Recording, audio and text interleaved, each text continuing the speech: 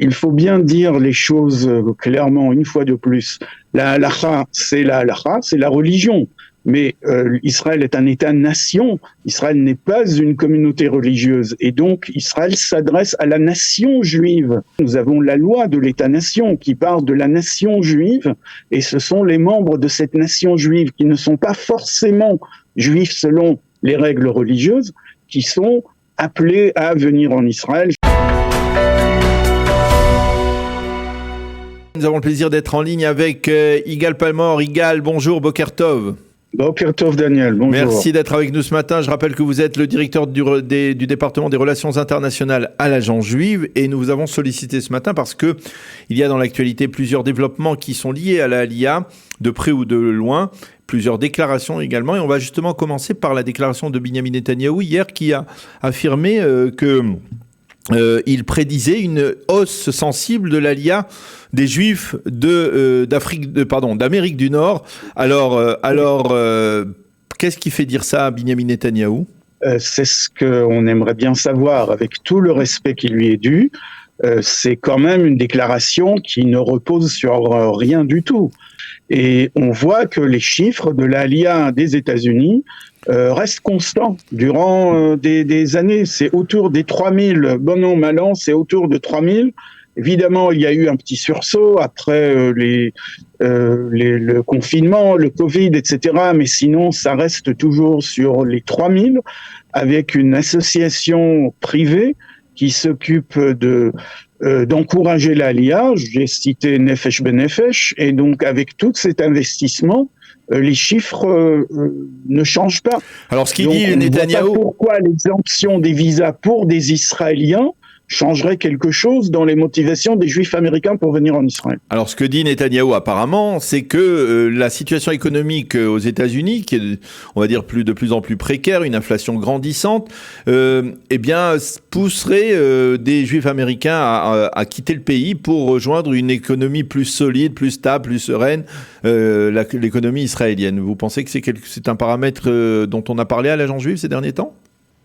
Alors, je dirais très clairement que pour prédire l'avenir, nul n'est prophète dans son pays. Pour parler du passé, de l'expérience acquise au long des années, on voit très bien que la situation économique des États-Unis a pu connaître des hauts et des bas. Il y a eu des crises économiques durant ces 20-30 dernières années et ça n'a eu aucun impact sur les chiffres de la Aliyah. Donc, prétendre que la crise économique américaine pourrait influencer considérablement les Juifs américains à venir en Israël, je ne vois vraiment pas sur quoi ça pourrait reposer, certainement pas sur l'expérience passée. Alors, ça c'est l'une des déclarations donc faites par Binyamin Netanyahou cette fois-ci, mais il y a aussi des enquêtes, des sondages qui ont été réalisés, et l'une de ces enquêtes réalisées en 2022 parvenue à la conclusion que 60% des immigrants qui sont arrivés en 2022 ne sont pas juifs selon la halakha, il faut bien le préciser, et on peut supposer légitimement qu'il s'agit pour beaucoup d'olim de la Russie et de l'Ukraine qui représentent, on va dire, la masse principale d'Aliyah de cette année 2022. Oui, c'est eux qui représentent la masse principale de l'Aliyah et donc il s'agit surtout d'eux.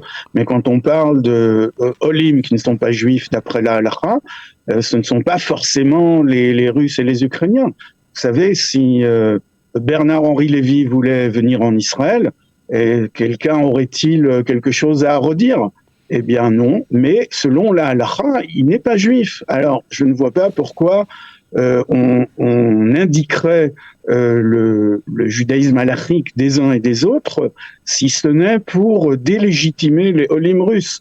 De tout cela dans un débat malsain sur la question de la clause du petit-fils, des petites filles. Il faut bien dire les choses clairement une fois de plus. La halakha, c'est la religion. Mais Israël est un État-nation. Israël n'est pas une communauté religieuse. Et donc, Israël s'adresse à la nation juive. N'est-ce pas ? Nous avons la loi de l'État-nation qui parle de la nation juive.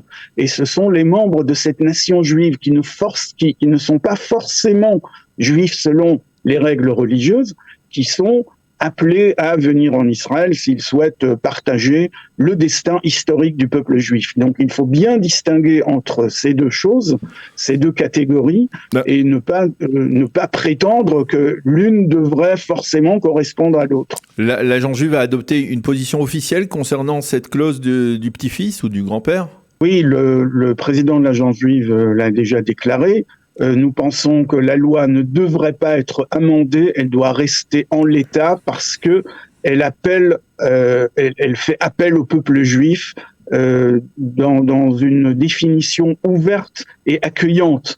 Plus la définition sera étroite et étriquée, non seulement nous perdrons des olim, mais nous délégitimerons les olim qui sont déjà des citoyens israéliens et qui sont venus grâce à cette clause qui serait donc annulée théoriquement. Et en plus, nous enverrons un message, nous, l'État d'Israël, pas seulement l'Agence juive, nous envoyons un message au peuple juif partout en diaspora en disant voilà une grande partie de ce peuple, des communautés, des organisations juives, eh bien ils ne sont pas éligibles pour devenir israéliens, donc ils ne nous intéressent pas. Ça serait un exclusivisme qui serait forcément au détriment de l'unité juive que nous appelons évidemment de nos vœux. Alors, ce positionnement donc contre une modification, un amendement à cette fameuse loi du retour et donc au maintien de cette loi, de cette clause du grand-père, eh bien, c'est aussi l'avis du Centre pour l'impact juif, qui est un centre, un groupe qui a organisé également une enquête autour de ce que pensaient les Israéliens des communautés juives de diaspora. Et l'une des conclusions qui a été rendue publique ces derniers jours, eh bien, ça a été de dire que 82% des Israéliens pensent que les Juifs de diaspora doivent faire leur aliyah. C'est une donnée qui vous surprend, ça, Yigal ? Pas du tout, mais pas du tout. On l'a constaté depuis toujours. Les Israéliens pensent que les Juifs en diaspora n'ont que deux rôles. Soit ils restent en diaspora et ils doivent envoyer de l'argent à Israël, soit ils ne souhaitent pas rester, ils ont des problèmes là-bas, ils doivent venir ici et c'est tout, point barre. C'est une opinion largement partagée par des Israéliens, qu'ils soient de gauche ou de droite, qu'ils soient laïcs ou religieux. C'est c'est un des points les plus controversés ou plutôt les moins bien compris en diaspora, cette vision qu'ont les Juifs israéliens des Juifs à l'étranger, des Juifs qui vivent en diaspora. Et ça s'est exprimé, par exemple, quand Nathan Sharansky s'était rendu à Paris après les attentats de 2015.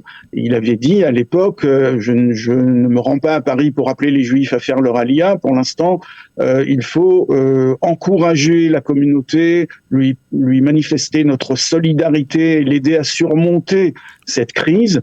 Et il a été violemment critiqué et par Makor Rishon, donc à droite, et par Haaretz, à gauche, mais dans les mêmes termes, en lui disant vous n'avez pas à vous solidariser des Juifs en diaspora. Le seul message que vous êtes en droit de leur apporter, c'est de leur dire de venir en Israël le plus vite possible. Donc on voit bien que c'est un consensus israélien, sioniste, qu'il soit mieux ou pas adapté aux réalités des Juifs de diaspora, ça c'est un autre débat.